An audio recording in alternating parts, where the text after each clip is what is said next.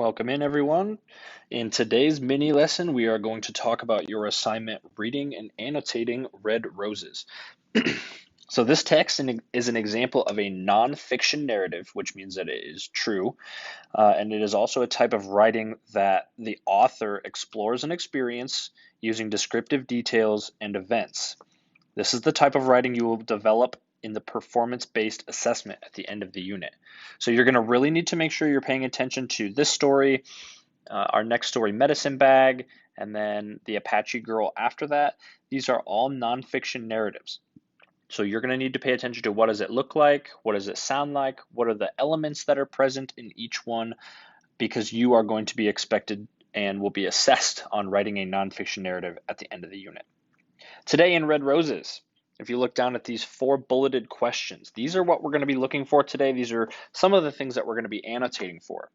So, what are her first reactions? What are her later responses? When does she begin to respond differently? So, when do we see that shift in her thinking in the story? And why does she change? What event forced her to look at things in a different way and respond differently? So you are going to be using Kami today to annotate this story. If you have not looked at the Kami instructional video yet, I would suggest doing that because you are being assessed on your annotating skills for this assignment. All right, let's jump into Red Roses and take a look. I'm going to start reading and I will be annotating for you as we go. So this is Red Roses.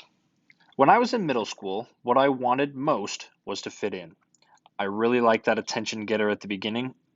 I think that really hooks me in because really, isn't that what everyone wants?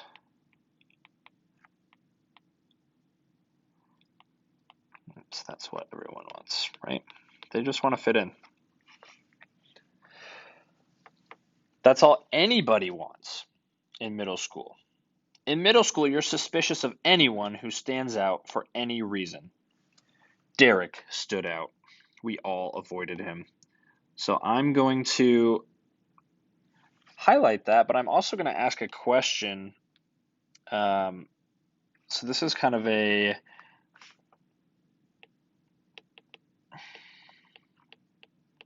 what's wrong with Derek sort of question, right? Why are people avoiding him?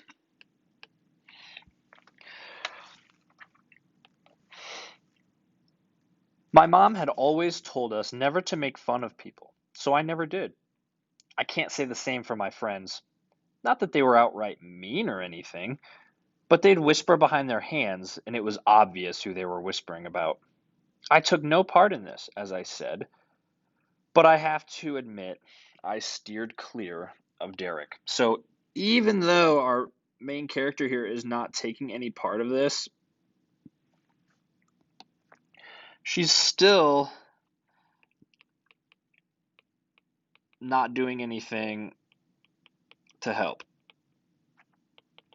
Right? She's just going along with what her friends are saying. Right now, she is just following the status quo. She's following the norm.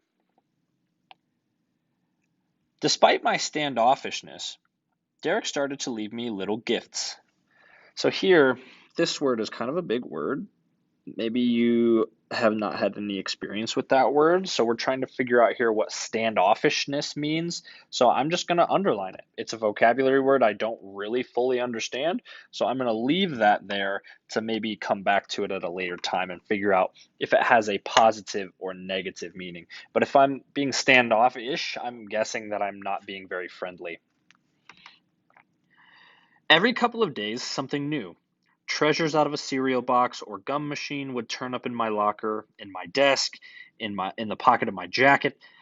But I did not acknowledge these things and immediately tossed them into the back of my into my closet when I got home. Did not acknowledge these and immediately tossed them into the back of my closet when I got home. So what she's doing here, she's just kind of ignoring, right? I guess I could have told my mother, but I didn't. Sometimes you have to figure things out for yourself. I really like that line. Sometimes you have to figure things out for yourself. And the reason I'm highlighting that is because, in all honesty, ladies and gentlemen, that's what growing up is. Being able to figure things out on your own. The weeks passed. I continued to ignore Derek.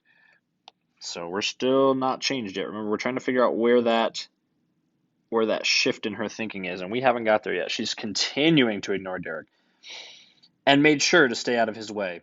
Still, the presents continued, a different one each time. I resented the fact that he spent so much time thinking up ways to get my attention. Here's another word that maybe you aren't familiar with, resented. So now as I continue to read, I'm going to try and figure out if resented has a positive or negative connotation. Is she happy that these are happening, or is she upset that these things are happening? And my clue here is this very next sentence. Didn't he have better things to do? That lets me know she's upset, which lets me know that resented is a negative connotation. My friends teased me. Ooh, Lila has a boyfriend. Lila has a boyfriend, they sang out. It didn't seem fair. I tried so hard to fit in, to fade into the woodwork. But here I was being teased, the butt of the joke, the center of attention.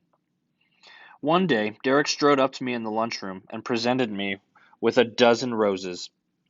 Red, long-stemmed, in a fluted paper wrapper, with a note tucked inside. I know I'm not the coolest kid, but take these roses. You'll be glad you did. So here we can see in this note, we get a little bit of an insight as to, our question we asked up here, what's wrong with Derek? He just sees himself as not being the coolest kid. So maybe he's lacking some confidence issues, a lot of stuff like that going on. You'll see that I have annotated this first page for you. Your assignment is to do your own annotations for this first page and then continue on to the second page and finish reading and annotating. All right, that is it for this annotations mini lesson. If you need to take a screenshot of this so that you know what I mean when I say annotating, go ahead and do that now.